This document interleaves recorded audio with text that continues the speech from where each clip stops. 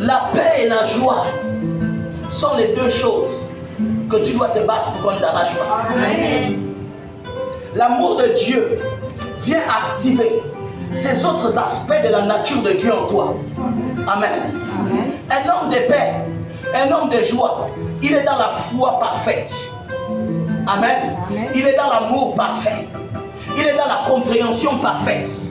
Il baigne dans la perfection. La perfection de Dieu est en lui. Et cette perfection fait en sorte qu'il commence à manifester ce que l'œil n'a pas encore vu. Ce que l'oreille n'a pas encore entendu. Ce qui n'est point monté dans le cœur de l'homme. Parce que Dieu commence à lui révéler les secrets qui ne sont pas écrits dans la Bible.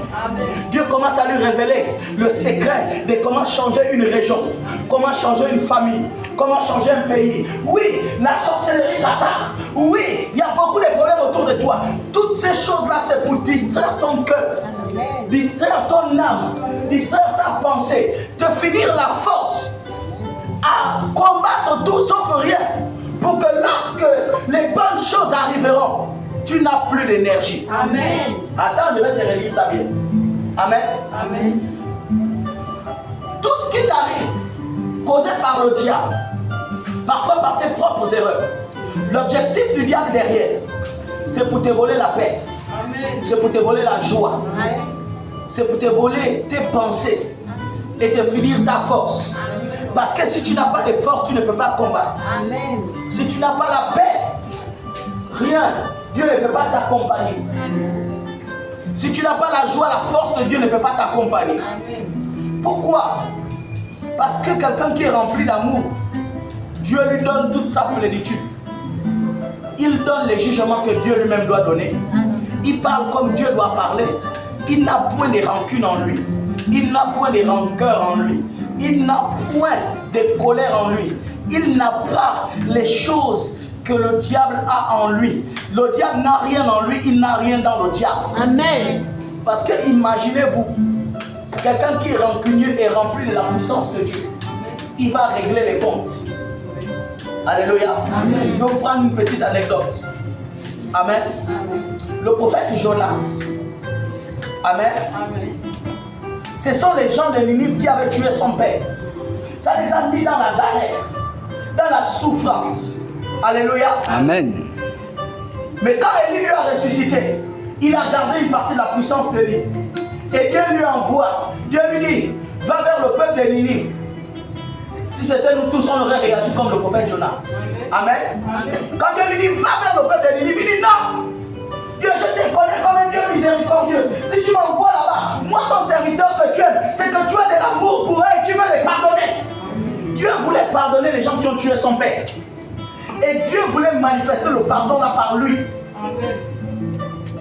Alors si il était rancunier, la rancune, Dieu, pendant qu'il était en train de lutter là, Dieu était en train de régler son problème de rancune. Amen. Alléluia. Amen. Dieu est en train de régler son problème d'ego. Dieu est en train de régler le problème de la vengeance. Il y a beaucoup de gens qui ne rentrent pas dans leur droit, qui ne rentrent pas dans la plénitude de la puissance de Dieu, qui ne rentrent pas dans la paix véritable, qui ne rentrent pas dans la joie véritable. Pourquoi? Parce qu'ils veulent encore se venger. Ils n'ont pas encore pardonné. Ils n'ont pas encore pardonné. Vous vous imaginez quelqu'un qui a le désir de vengeance devient milliardaire. Le diable rend les gens comme ça milliardaires pour continuer la souffrance des humains, pour continuer à torturer les autres. Parce que l'argent est un pouvoir. L'argent donne de l'autorité. L'argent donne de la hauteur. Alors, quelqu'un qui a des ambitions de vengeance devient milliardaire. Il va commencer à écraser les gens par le pouvoir de son argent. Et c'est à cause de ça que le diable enrichit les gens dans les sectes. Amen. En activant la haine en eux. Amen. En activant la jalousie en eux. Amen. Amen. En activant ce que nous les Africains, vous savez, nous on est Africains, tout ce qui nous dépasse, on dit que c'est la sorcellerie. Amen. En activant la sorcellerie dans leur cœur, parce que l'origine de la sorcellerie c'est la jalousie. Amen. C'est la haine. C'est la rancune. Amen. Quand quelqu'un est sorcier, il a toujours une rancune contre quelqu'un. Si tu veux aider à quelqu'un à sortir de la sorcellerie, aide-le à pardonner. Fais-le comprendre l'importance du pardon. Dès qu'il aura réussi à pardonner, il peut sortir de la sorcellerie. Parce que la sorcellerie est activée par la haine, par la rancune, par l'envie et par la jalousie. Or, l'amour est activé par la paix, la joie, la bonté, la bénédiction, la maîtrise de soi. Amen. Aïe! Regardez la grande différence. Et là, Jonas, Dieu est en train d'apprendre à Jonas à pardonner. Jonas a failli mourir. Il est même mort dans le ventre du poisson. Mais je ne sais pas comment depuis sa mort, il a réussi à parler à Dieu. Alléluia. Amen. Dans le ventre du poisson, la Bible nous dit qu'il était mort. Mais depuis sa mort, il a commencé à dire à Dieu, si tu me sauves d'ici, je vais te donner les offrandes, mais je vais faire ta mission.